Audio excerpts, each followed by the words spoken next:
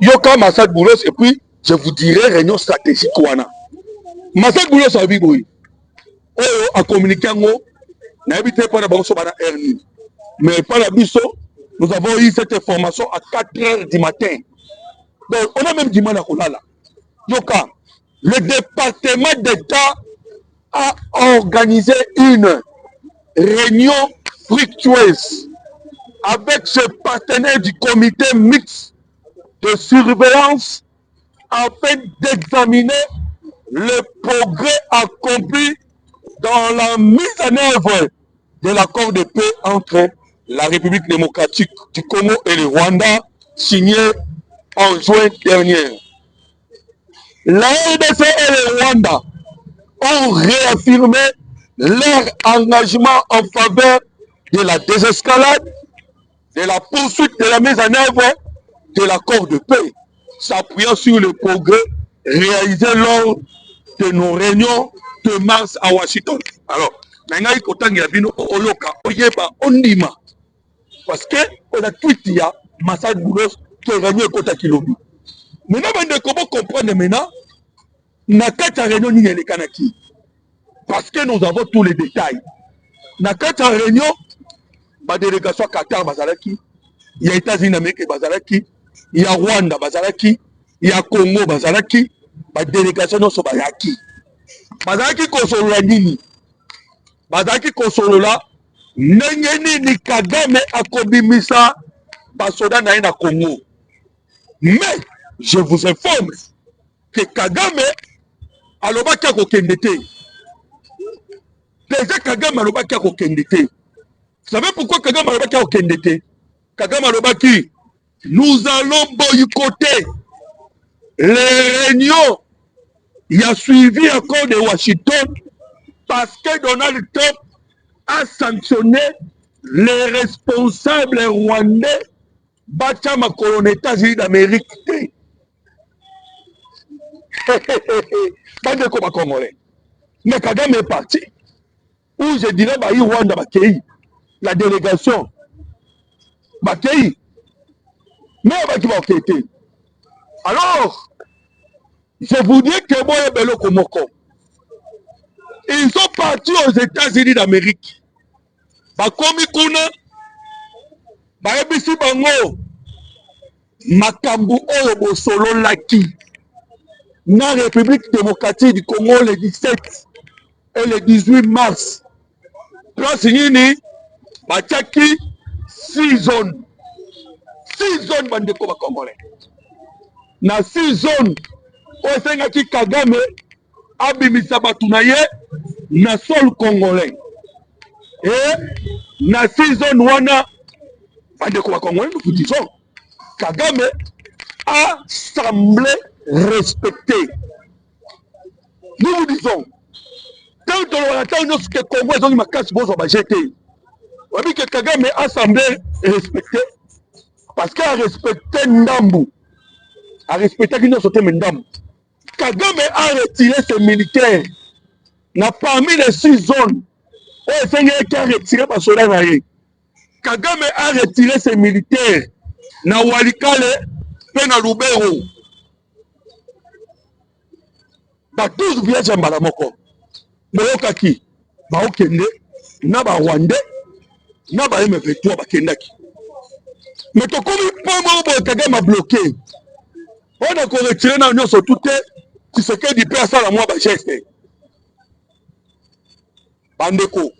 So moni Kagame komi ko bimisa ba soda na ye. Ndebo monaki, c'est parce qu'il est en position de faiblesse. Petit qu'il est, non na sala oloko a utiko sala te.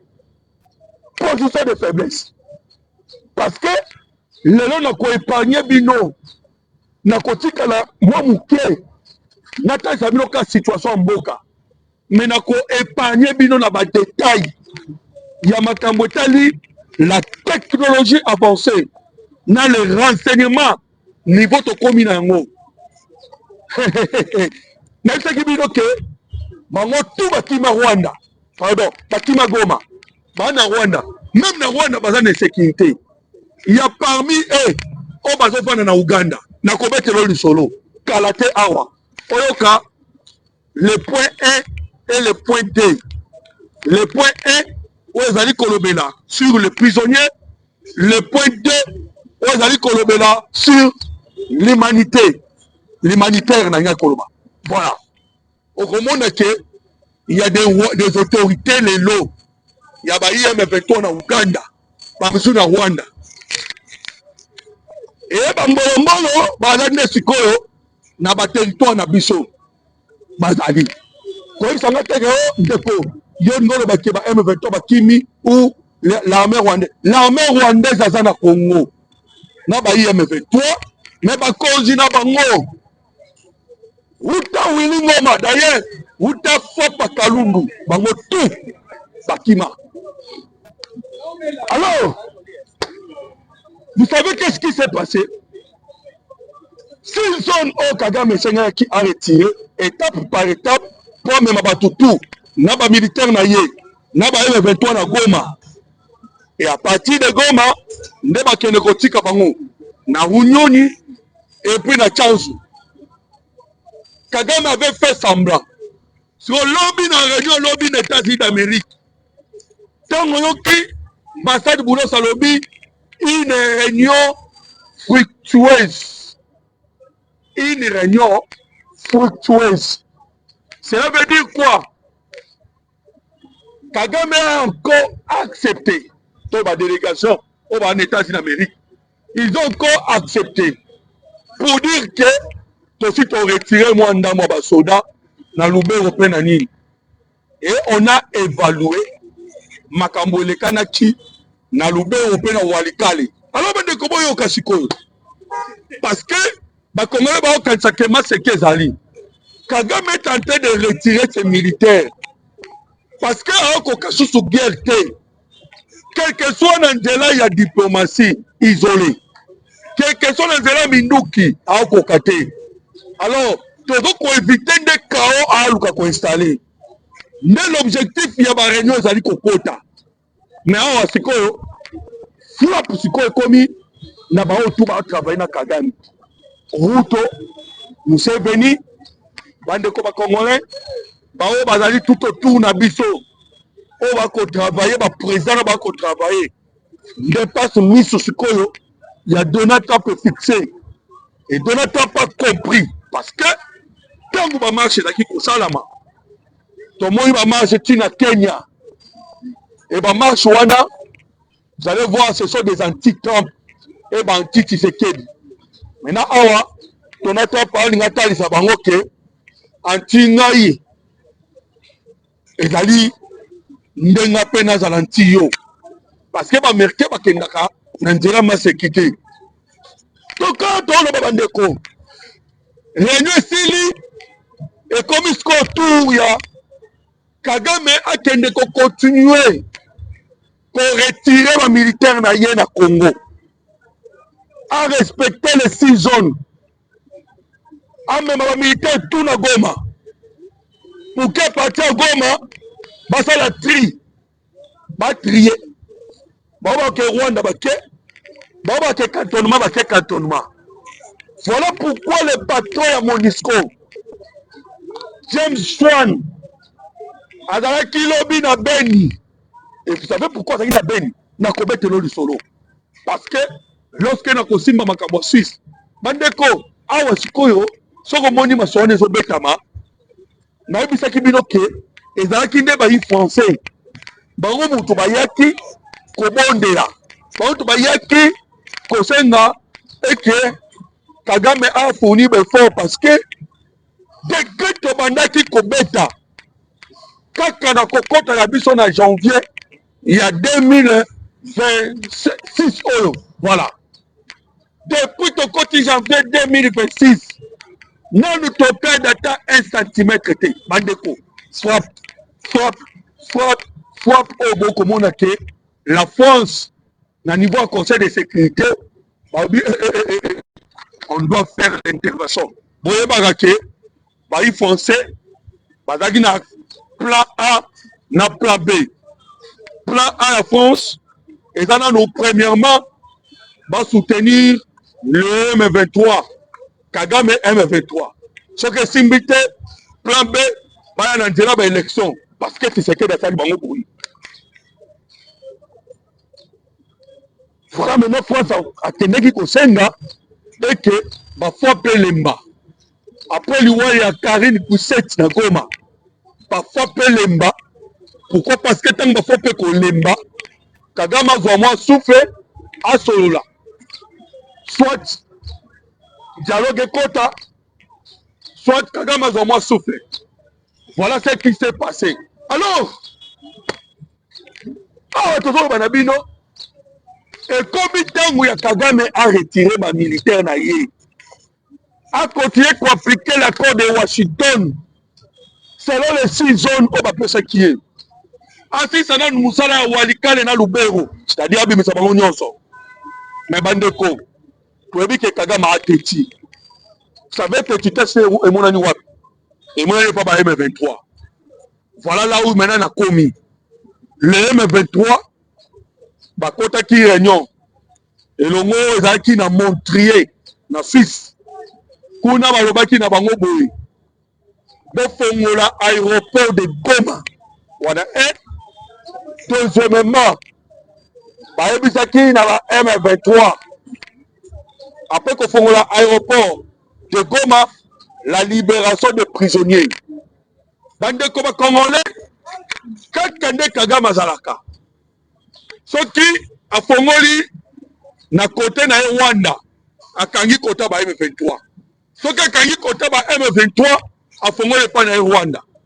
Kuna n'États-Unis d'Amérique, Kagame a fongwami. A fongwami pour appliquer l'accord de Washington. Mais ton comme vous passez par M23 a bloqué. Tu n'as pas qui libération par prisonnier. Tant que tu as commis la première de toutes choses, M23 a béni dans une conférence de presse.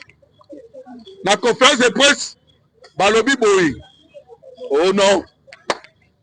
Biso, tu as dit à Binoke, ma prisonnier na Biso, Oyo, mais c'est qui le Mwakangi. Je vous répète, conférence de presse de Bango, Oyo Chilombo Kangi, Bazali, après près 778. Bandeko, dans 778, il y a des Mwanga Tchouchou, il y a des Giseyans, des Tiwewe et des autres, là, traite congolais. Bazala Kacha Lise Wana. Les M23 le dit que Lise Bango est à 778. Et maintenant, comment est-ce que le gouvernement a dit 311? Mais le quoi le gouvernement a Kobima, a Kondima 311. Où sont les restes? Wana Maloba, il y a M23, bah commis déjà Koloba. Pour que va réclamer le gouvernement les restes Wana. De l'autre côté, dans les Cambodgiens, l'accès humanitaire. Bandeko, parce que Moussala Wana, et dans Moussala Oba Pessi, na patron ya Monisco. Yende aye bandeni ya kolandela l'action humanitaire, c'est-à-dire ba humanitaire bas à la protéger, bas à la Moussala Bango, bas kota na bazone nyonso. Et puis l'ouverture, il y a aéroport de Goma. Ba veto lobby dans les Cambodgiens l'ouverture, il y a aéroport de Goma et ça na mutu na bango te, et ça na mutu ya Chilombo. Ils ont encore bloqué. Alors, Bandeko, Tokozonga wapi? Tokozonga na ba frappe. Tokozonga na ba frappe. Tellement que nous avons perdu notre pays. To perdre ba Congolais. Bandeko, si nous sommes là, to ekoloba na ba itandu ikeboyi. Ils allaient colère. Il y a façon on nous a massacrés. Ils ont massacré des Congolais. On qui témoignage à migrants. On na Congo, Colombien. Un Colombien a critiqué les Congolais. Ici nous avons tout. Et moi je suis fier de cela. Dans mon amour que l'équipe Congoté. Naï. Et moi je crois que les jardins de Dezalandewa, Nous avons tout. Mais malheureusement, les tout autour en haut. Voilà pourquoi on nous fait la guerre. Ils nous font la guerre. Même le pétrole, il y a Arabie Saoudite. On a pétrole pelé dans le Congo. On a tout. La Colombie a Zoloba. On a la Kimi Colombie. Pour les États-Unis d'Amérique. On a le Congo. En tout cas, on a revu le Congo. Bandeko. Si moi qui m'en vais à Ndele, Arobanda Ndeko Lukandeko Yawa. Nous vous le disons. Au moins de vitesse de Okenango, vitesse de croisière. Je vous le dis. C'est pour cela que nous avons guerre. Et la guerre, au moins, est soutenue par les Occidentaux. Pourquoi? Parce que vitesse de Okenango est la croisière. Bon, c'est la bande de Congolais. En 2026, Oyo Kaka. Après l'ouverture, il y a port à nos profonds de bananes. Beaucoup de Zahir et Zahir. Si canal va Zahir, parce que le coup, vous avez vu sur les Kagimakas, n'attend Zahir. Mais qui a humilié Bisso. Mais beaucoup y a Congo à Zanani. Parce que même vie sociale au Koloba, peuple à Congo social, tout le monde qui sait que de Tongi Banzela, mais classe sociale, Bandeko Congolais. Tu sais que dit, Bandeko, je vais m'excuser vraiment. Veuillez m'excuser. Il y a 50 fois qu'il y a un gouvernement. Et ça, mais pour soutenir le président Tshisekedi combattant, il s'est frappé là où ça fait mal. Donc, petit bango fungu ya port à nos profonds de banana. Tango kofungwama, bandeko. Je vous l'ai dit, le prix, il y a des denrées alimentaires, des produits, il y a aliments, oignons alimentaires aux airs Congo. Et cochité dans degré moko, beaucoup sont imaginé. C'est pas pour rien que William Ruto agité. Parce que nos frères de l'Est dépendent du Kenya. Bango tout va dépendre du Kenya. Mais William Ruto a agité. William Ruto a l'obani. Ruto a l'obi, a tonga pe a yenzela. Et il y a le Kenya, Kenya, Uganda, Uganda, et à Congo. Bakole là. Je vous l'ai dit que Bakole là. Parce que moi, je suis candidat à pouvoir. Voilà pourquoi on a vu Bakole là. Ils vont tous pleurer. Donc, Bandeko, vous avez compris que Souka Kagame, mais Souka a monté au côté là. Et que dans Souka, il y a que Kagame na Souka na ye, a Souka na ndenga bien. A quoi Souka na ndenga bien? Il doit payer. Oh, yé moko a semé. Voilà pourquoi il sait cela. Mais Bandeko, l'homme n'a pas commettre sur ma solo. Nous avons dit comment les Français vont finir biso. Les Français. Ils ont la reconnaissance. Il y a génocide congolais. Les bénéficiaires de Banyamulenge pour pas couvrir nos millions de morts. Pour pas couvrir. Oh, les Nyamulenge sont tués. Ce sont les Congolais qui sont tués ou les Nyamulenge. Si les Banyamulenge sont des Congolais, donc disons que les Congolais sont tués. Mais ils sont tués par qui? N'est-ce pas par le Rwanda? Et le président Tshisekedi qui est par la France a renoncé à la combat à reconnaissance des génocides congolais. Qui a renoncé à nous. Bazo banga que tous les statuts à victimes alors que nous les méritons. 30 ans de guerre Rwanda, ce sont des Congolais qui parce que 30 ans de guerre, c'est 20 millions de morts. Est-ce que les Banyamulenge sont 20 millions? Vous sentez maintenant, Bandeko, que va concerner des bails pour faire nos morts. Mais maman, on a besoin de pas mater. Ils seront reconnus. Et les responsables, il y a des crimes Rwanda, ils vont payer. Numéro on a besoin de téléphone des alliés, le plus 243 89 40 330 80. Plus 243 89 40 330 80.